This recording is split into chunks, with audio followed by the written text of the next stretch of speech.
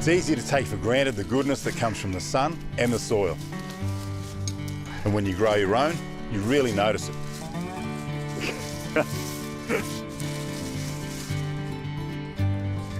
I've been in there a while. Well, veggies, they're good for you and me, but they do take a fair bit out of the soil.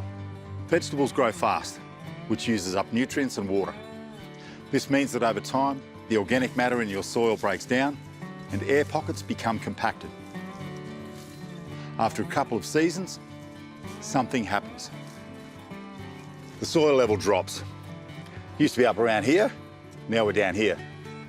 And it's particularly noticeable in raised beds like this one. The perfect time to fix it is in between crops. Look at that.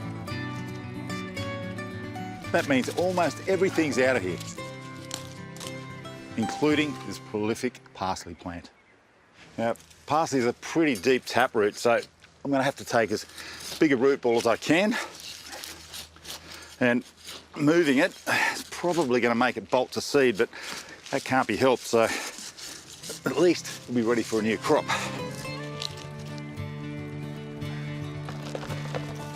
To keep your beds churning out great veggies for the next couple of seasons, you really need to add to your soil. There's just one thing to do first. So that the new soil mix doesn't just sit on top of the old layer, I'm giving the old soil a good till so that when the new mix goes in, it all mixes in together. What I'm adding is plenty of compost as well as some aged manure. And of course, some garden mix.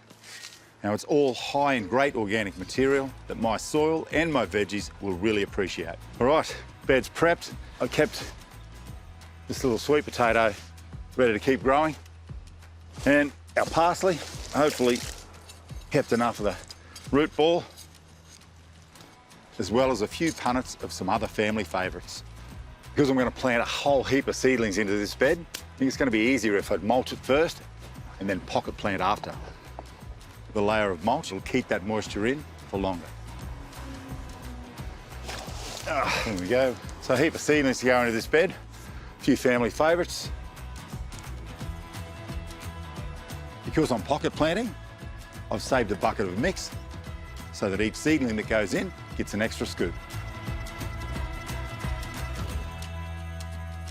Always water in a new crop, especially in raised beds. If you have metal-sided raised beds, remember they're particularly prone to overheating in the sun, so always keep an eye on your soil moisture.